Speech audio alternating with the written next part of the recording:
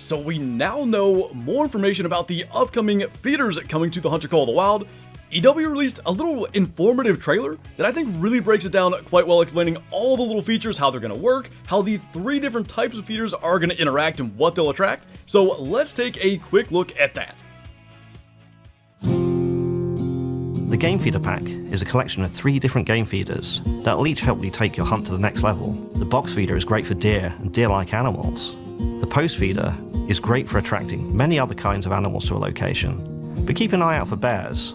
All that food attracts these scavengers, who might come looking for a snack of their own, sometimes damaging the game feeders in the process. But thankfully, there's the Bait Barrel Feeder, which when placed properly, can help the bears and hogs stay busy at one location, leaving other animals free to eat from your other feeders. You might want to place a feeder where you know animals have previously travelled between need zones. And you'll want to find a spot that's out in the open, where you can watch from afar and strike when the time is right.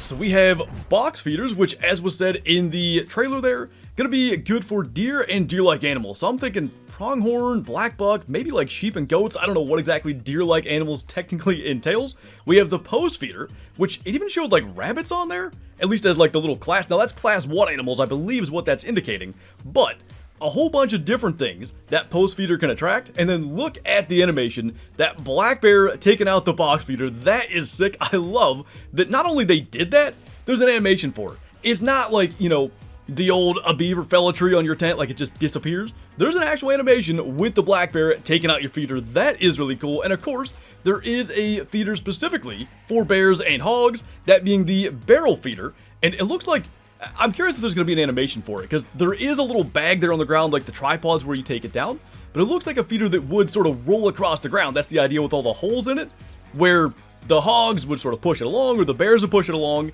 and the bait would fall out those holes. I hope there's an animation for that. We shall see. The fact that there's a bear tearing down the box feeder animation, I think there's a chance, but these things are already more in-depth than I thought. Like, the array of species that it looks like you'll be able to attract to these things goes much further than I figured we'd be seeing. I mean, look at all the different classes, especially on that post feeder.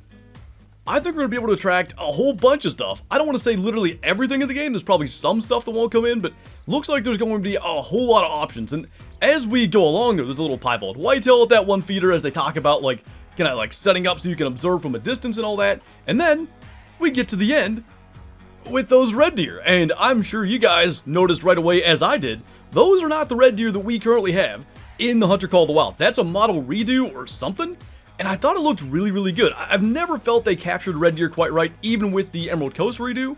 That looks pretty darn impressive, and I hope that's what red deer are going to look like with this update. And of course, the date was dropped as well, October 21st. As far as I'm aware, we've never had like an equipment update this, you know, early on, before the main update, which typically drops end of November.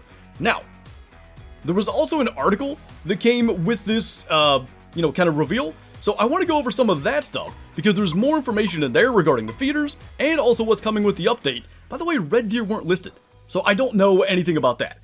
Alright, let's get into this. So elevate your hunt with the Game Feeder Pack.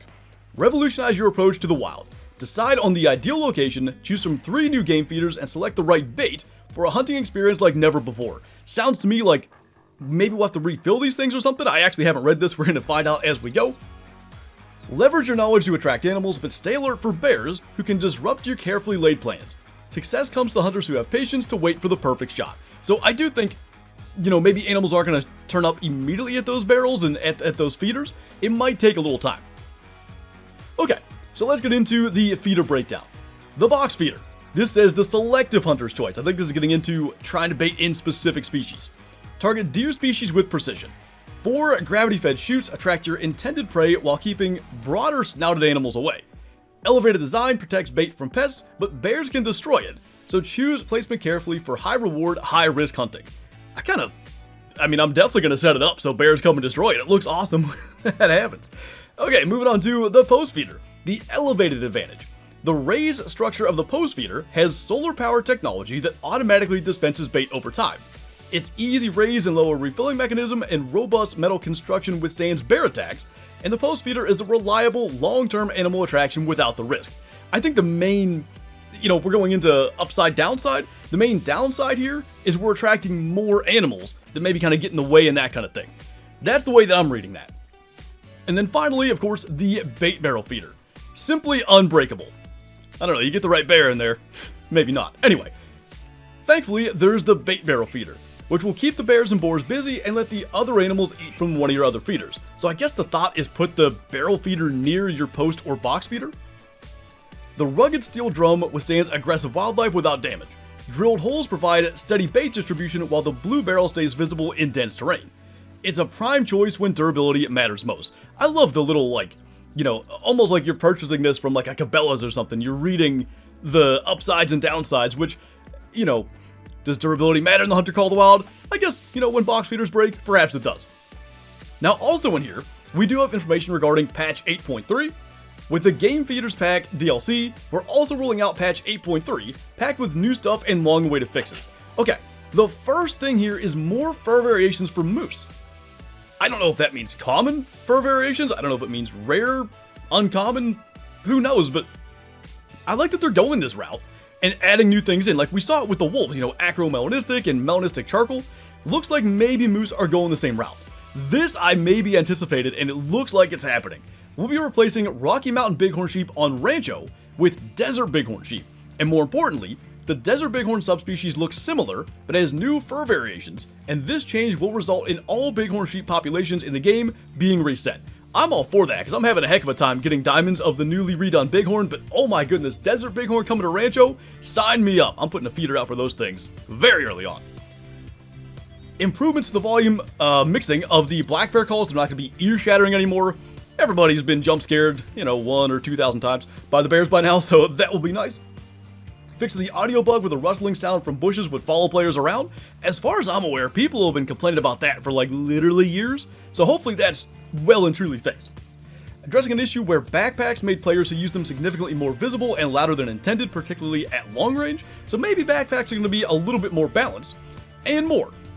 And when I read and more, I don't know, looking at those red deer in the feeder trailer there, I'm guessing maybe that is part of the and more, but this update looks like it's going to be packed full of good stuff, and coming like, you know, middle to end of October, that's really exciting. It's a nice little bridge as we await the second map that was announced to be coming in 2025. They announced that at the end of 2024, that we'd see a second map this year, but man, the feeders look super exciting. I really did think, you know, hey, they're going to be fun to bait great ones out or rares or whatever.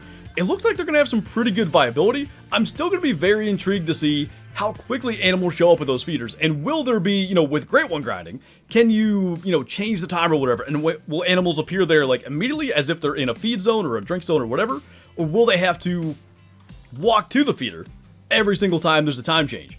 That we'll have to see.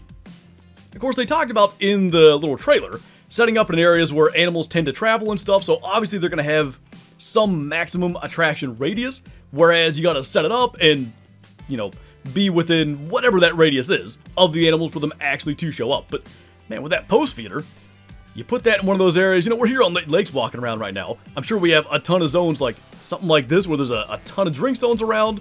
You see rest zones and stuff down in here, probably down in Belmont. Like up in here, there's just tons of stuff. I'd imagine you'd be just covered up in animals. And who knows, maybe you bait something out that has a zone in a crappy spot that you've just never been able to lay eyes on. But I think that pretty well covers everything we've seen today with the article and of course with the actual trailer itself. There is a Q&A session going on in the official The Hunter Discord tomorrow, October 8th, 7:30 a.m. Pacific, 4:30 p.m. Central European time. So, I don't know what that would be, 10:30 a.m. Eastern? I think something like that.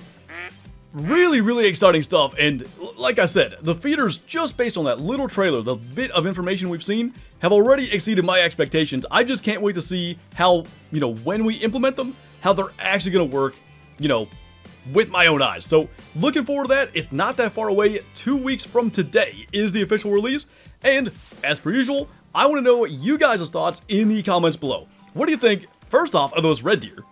Am I right in saying those look way better than like any of the red deer we had in the game before? I certainly think that's the case. And then, the 3 different types of feeders, of course the bears getting up there and breaking some of them, what they're going to attract, how they're going to work. Let me know what you guys' thoughts in the comments below. I know I'm a lot more excited now seeing that than I actually was with the initial little reveal there. So that is going to do it for this video. I wanted to bring all that information to you guys' attention. If you hadn't seen it, let me know what your thoughts in the comments below. Thank you for watching, and I will see you next time.